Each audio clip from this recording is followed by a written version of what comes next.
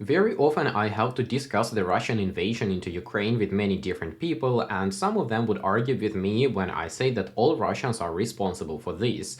They don't understand that it is not Putin's Russia, it is Russia's Putin. And what I mean is that if you replace Putin with someone else, it will be exactly the same because the population doesn't change. And this war is going because of the population and not because of the Putin. Many Russians who claim to be against the war are arguing with me, but I don't have rights to publish these conversations because that will be a violation of privacy according to YouTube, and then they will just remove my content. But this Russian decided to argue with me in YouTube comments, so I have all my rights to make a video answering his comment.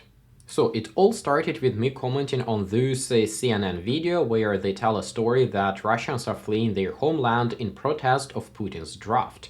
And what I write here is a simple comment with a simple question. I will go into my Word document where I have copied it, but I will add link to the video and to the comment in my video description. So if you're interested, you just follow and read the entire conversation. So what I do, I just write a simple question.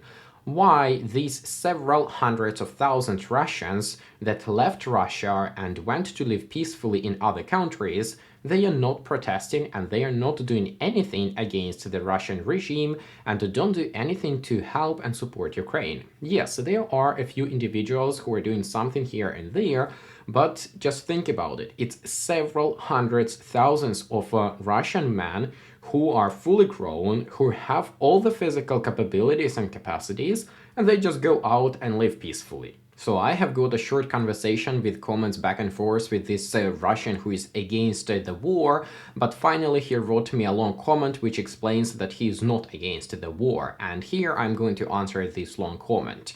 Of course, the comment you can see on your screen, and you can also go by the link in the video description and read it yourself, but I'm not going to waste your time reading entire comment. Instead, I will just read piece of the comment and then give my answer.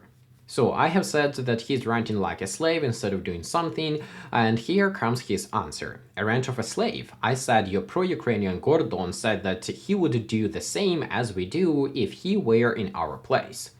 So here is my take on it. I absolutely don't care what Gordon says, and I don't mind Russians fleeing Russia. Maybe it's even a plus for Ukraine and maybe a plus for Russia. But what I am trying to say is that those Russians who are fleeing Russia, they're not against the war. They're not against terrorizing Ukraine. They just don't want to be affected by it. Just think about it. Several hundreds thousands of men, maybe it's even more than a million, they left Russia and they just do nothing. They just keep enjoying their life, they just go on with their career, and they just don't bother. So how is it against the war? Maybe they just don't want to be drafted and don't want to be killed in the war. Yeah, that I believe. Here comes the next piece of his rant. What's with this? Why can't you do this or that? Do we Russians have a hive mind? We are individuals. Well, I do believe that you Russians have hive mind. You have a hive mind of a slave. Because I can now explain how someone would be peacefully sitting and looking how several hundreds of thousands of men are collected and sent into meat grinder into Ukraine to just get killed. You see all of this, you see the dead people coming back, you see all of this on your cemeteries and you still don't do anything. And it's not like 10,000, it's not like 15,000, it's several hundred thousand of men collected and thrown into Ukraine. And if they are against the war, then why are they there? They're fully grown, armed men. All they have to do is just turn around and go back. There is no army behind them to keep them in Ukraine. And how about those situations when police is just beating up civilians, arresting women with children, and beating women, and all the people around are just standing with their cell phones and recording this shit, doing nothing? My only explanation is that yes, you all have a hive mind of a slave. If your Tsar tells you to go into Ukraine and die there, you go into Ukraine and die there. If your Tsar tells you to stay home and be silent, you just stay home and stay silent. The next piece. I know my situation and I know there is nothing I can do. Do you want me to risk myself and my family members and do something stupid out of a mere symbolic gesture and then find myself rotting in a jail or be dead so that some random Ukrainian said, well done. No thanks. I value my own life and freedom even if it's not perfect. What I have now is obviously better than those things.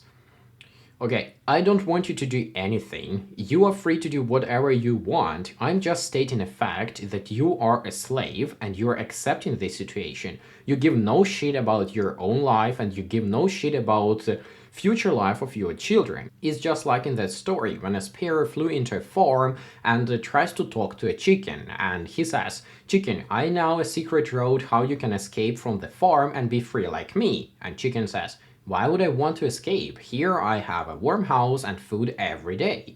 Sparrow surprisingly says, "But you don't understand. Your owner will slaughter you one day and eat you." And the chicken just answers, "Well, it happens just once in a life, so I can accept that." That's exactly what you're doing. You are just accepting the slavery that someday there will be some police or some militaries which are coming, mobilizing you, and sending into Ukraine to get killed there. Moving on with his rant, this war caught us modern men by surprise. We grew up westernized and have gotten soft in that regard. Now we value our own well-being more, and I'm talking about both Russians and Ukrainians.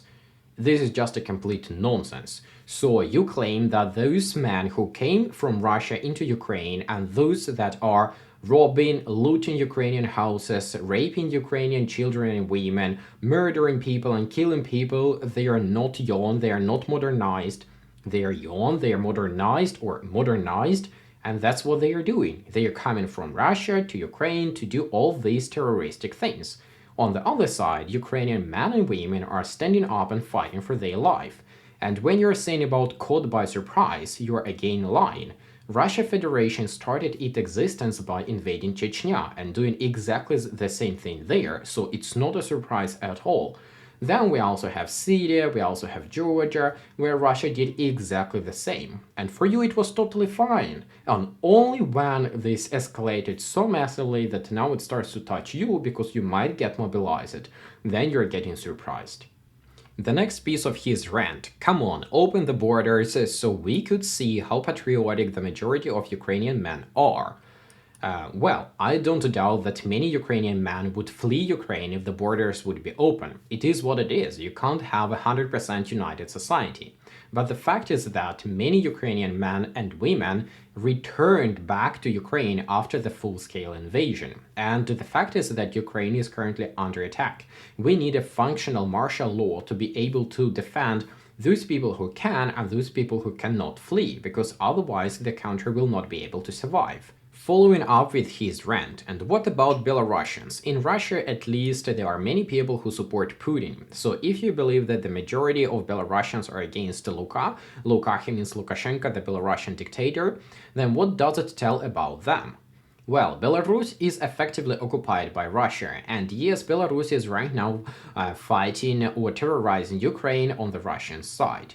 They don't yet have Belarusian soldiers on Ukrainian territory, but they provide the airfields, they provide the airspace, they provide the hospitals, the training bases to host Russian terroristic militaries and to launch rockets onto Ukrainian territory. Still, it does not remove or neglect any responsibility or any blame from Russia and Russians. Belarus or Belarusia is a completely different topic, and don't try to switch blame from Russians to Belarusians. Moving on with his rant. I don't blame anybody, it's hypocritical. Do you remember in the first days of the war, when Russians moved in convoys, some Ukrainians would walk up to them to protest, abuse with words, and just talk. Nowadays, they don't do it, they flee, because the situation has changed. Well, for sure. I totally remember that, because at the beginning of the invasion, Ukrainian people would not believe that this is happening for real. They tried to talk to people, they tried to talk to their heart. Ukrainian people believe that Russians still have some sort of a dignity. They will understand what horrible things they are doing, and they will fight against the terroristic regime. But now it is pretty clear and pretty obvious that the only reason for this invasion is pure terror and genocide. So what's the point of talking to terrorists? There is absolutely no point in talking to them. You either run or you kill. Moving on with his rant. So just because you live in Ukraine thinking you are free, it doesn't mean you would not do the same as we do if you lived in Russia or in those areas where fighting is going on. Okay, I left Ukraine 15 years ago, and right now I have possibility to just enjoy my life and don't bother about this situation at all. Yet I'm trying my best to help Ukraine with all the possibilities I have. For certain reasons that I cannot disclose right now, I cannot go back to Ukraine and fight from there, but I have friends and family members who returned back from safety to Ukraine and fight there. I do certain things that I'm not allowed to tell in public, but what I can say for sure is that I spend a lot of my money and lots of my time help Ukraine and help Ukrainian people in Ukraine and outside of Ukraine. What can you tell about you Russians? Are you at least trying to help yourself to throw away the Putin's regime? No, you don't. How about those Russians who flee Russia? Maybe they do something? No, they don't. The next piece of his nonsense. I am not a nationalist, what's going on is so sad and I wish you all are alright and wish that it all ended. Look, a war cannot just end. If you have a war, to end this war you need a winner and a loser. So if you would have some sort of dignity and some sort of respect and some sort of a human value, you would wish for Ukraine to defeat Russia and for Putin's regime to fall apart. So Russia would split into small countries which are not terrorizing the neighbors. Yet you just wish for the war to somehow magically end. And of course, what I can say is that you don't have any dignity. Now we have even more nonsense from this comment. But what's up with those brainless Ukrainians who say that they wanted the war to continue till Ukraine returns to the borders of 1991 and that they are willing to suffer till it's done? According to CNN, the people wanting it are 70% in Ukraine. Yeah, this is just typical Z-slave patriotic or non-patriotic words. Russia invades Ukraine, Russia terrorizes local population, Russia makes massive graves with the Ukrainian civilians, and basically it is already recognized as international terrorism. And yet you call Ukrainians to be brainless for hoping and willing to fight for their territory, for their sovereignty, and for their freedom. I don't understand how you can claim that you're against this war if according to you it's Ukrainian people who try to stay safe and try to defend their land are brainless. His nonsense develops even further in the next piece of his rant.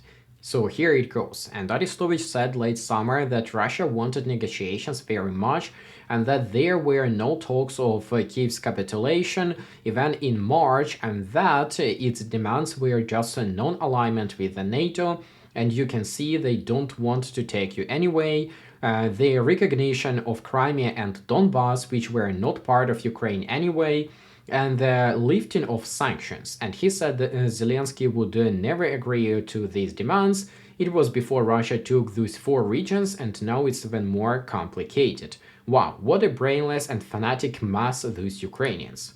This is just a total Z nonsense. So according to him, he is against the war, but since Russia has already captured Crimea, already captured Donbass, then let's just have peace talks, let's recognize that Crimea and Donbass now belong to Russia, let's lift all the sanctions, and let's do business as usual. Well, we have examples of such negotiations in Georgia, we have such examples of negotiations in Moldova, we have examples of negotiations between Armenia and Azerbaijan. And for you to understand, Armenia army is fully supplied by Russian equipment for free. So Armenia-Azerbaijan conflict lasted for 30 years and only after Azerbaijan gathered enough resources and got Turkish support, they were able to push back Armenia-Russian army away from their territory. His arguments about Crimea and Donbass did not belong to Ukraine are also totally pointless. First of all, Russia Federation as a country was established in 1991, so nor Donbass nor Crimea ever belonged to Russia Federation. Before Russian Federation we had USSR, and before USSR we had Russian Empire. So USSR obviously collapsed, it's not Russia, and the Russian Empire that they may refer to, well, let's take a look at the map of Russian Empire and Ukrainian borders within the Russian Empire. As you can see, on this map or any other map that you can find online of the Russian Empire before it collapsed, Ukraine had actually more territories from Russia than we have right now. There is a Russian region called Kubani, and that region belonged to Ukraine within Russian Empire. There are also some other pieces of Russia which now belong to Russia, but they did belong to Ukraine. Still, in Ukraine, we are not claiming that this is historically Ukrainian land and we need to go there and capture it. We just accepted the borders of 1991, and I don't understand why Russia can't accept it. And since Russia can't accept it, maybe we also need to start asking who owns Königsberg, or how they call it Kaliningrad. How about the Japanese Kuril Islands that were captured by the USSR and still kept by Russia? So technically, Russia is still in a war with Japan because they have never signed the peace agreement because USSR would refuse to return the islands, and Russia also refuses to return to the islands, and Japan doesn't want to sign the peace agreement without getting the islands back. The next piece of his rant doesn't make much sense either, so let's see what he says. And I also blame the West for what's going on because they let it happen. Russia was against the NATO expansion since the 1990s and even before Putin. In 2008, Putin said that any further NATO expansion to Russia's border would be considered as a direct threat to Russia.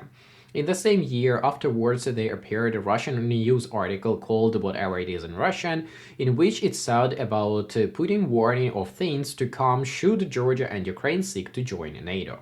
Well, this is just a typical nonsense. He's trying to shift the blame from Russia and Russian people to the West, because they let it happen. He admits that Russia terrorized Georgia in 2008. So from 2008 to 2022, people in Russia just did nothing. They didn't speak about it, they did not protest, they didn't do anything. They were happy to split Georgia in multiple pieces, organize their multiple terroristic enclaves, and just live and do the business as usual. Now, when it starts to touch them personally, they start to be against. And he also claims that he was caught by surprise. How can you be caught by surprise if things are happening repeatedly in your own country? Chechnya, Georgia, Syria, Ukraine. Don't you see a pattern here? And about the NATO expansion, this is total bullshit. First of all, Ukraine and Georgia are independent countries and they are free to join whomever and whenever they want. And also now we have Sweden and Finland joining NATO, and what Putin says, if they want to join NATO, they can join NATO, it's not our business. Exactly, that's not your business. It also applies to Ukraine and Georgia. So this NATO argument does not hold at all. Further in his rant, he actually admits that he understands that Russia terrorized Georgia in 2008, and here is what he says. And it then happened to Georgia and then to Ukraine. Russia terrorized Georgia in 2008, and massive invasion into Ukraine started in 2022, capture of Crimea in 2014. Don't you see that there is a huge time gap between these events, so you cannot say that you got caught by surprise. It is a repetitive action of Russia Federation and by Russian people. So you were not caught by surprise, you all knew what's going on and you all supported it. Just now it starts to touch you personally, and that's why you're starting to be against it.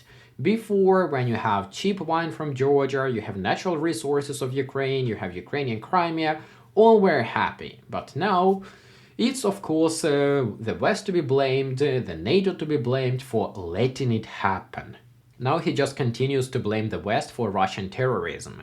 So the way the West been treating these issues is the reason why I find them responsible too, and now they are going to prolong this conflict at the expense of the Ukrainians. It's so sad.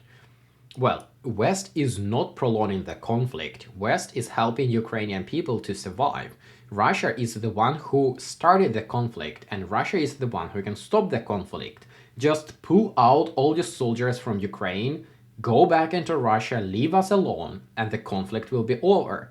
Yes, I also upset with the Western countries for buying Russian gas and oil prior to the massive invasion.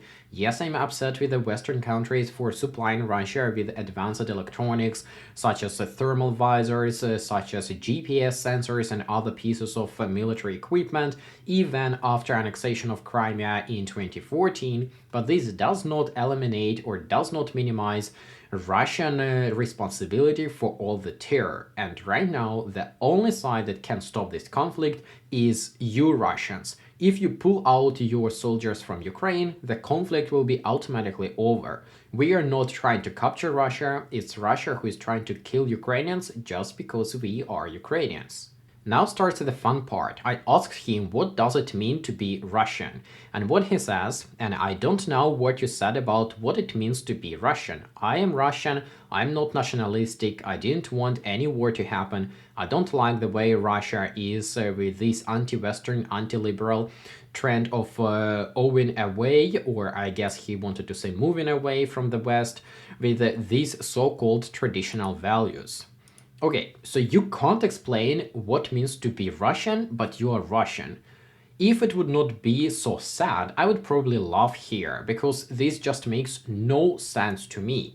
And let me explain you why there is no such nation as Russian. Let's take a look at the Russian Minister of Defense, or we shall rather say Minister of Offense, Sergei Shoigu. He is from a republic called Tuva, so he is Tuvinets, yet he is Russian. Let's take a look at Russian propagandist Simonyan. She is from Armenia, she is Armenian, yet she is Russian.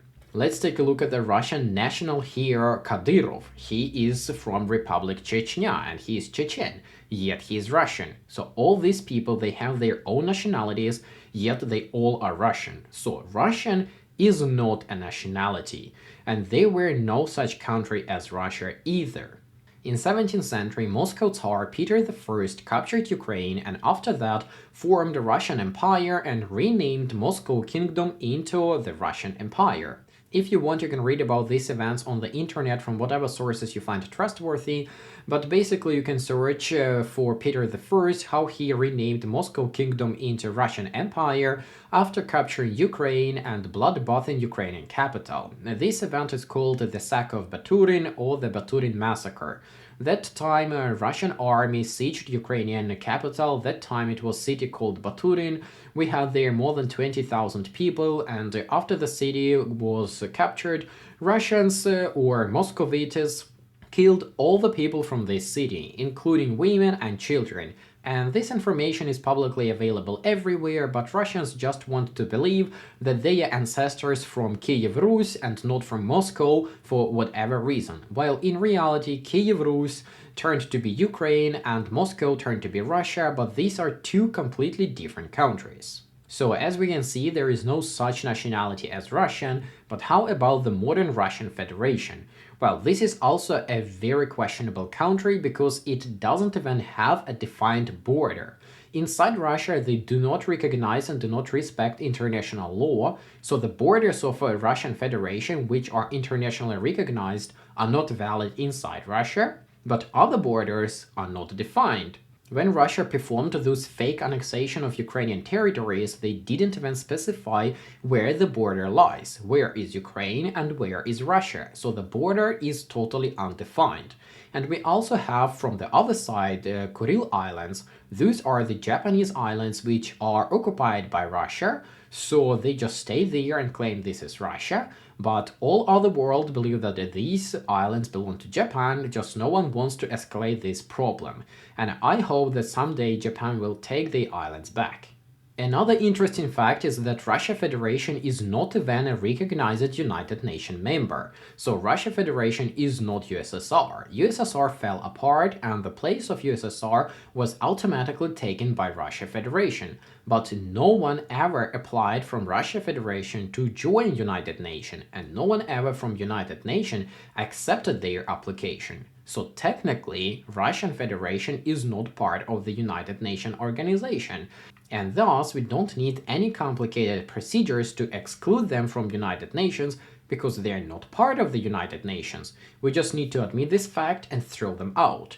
So, as you can see, Russia Federation is a very questionable territorial formation with multiple republics inside and with no definite border of where it starts and where it ends. Also, Russian is not a nationality. So the only explanation I can provide is that there is an ideology called Russian, and whomever declares themselves to be Russian is supporting this ideology. What this ideology does, we see in Georgia, Ukraine, Chechnya, Syria, and Moldova. And here comes the last piece of his nonsense. And like I said, I don't and will never consider myself guilty, and what you or any random person would say about it is irrelevant. Yeah, of course, I didn't expect anything else. In your mind, everyone else but you is guilty and responsible. It is Western countries, it is NATO that are responsible of Russia terrorizing their neighbors.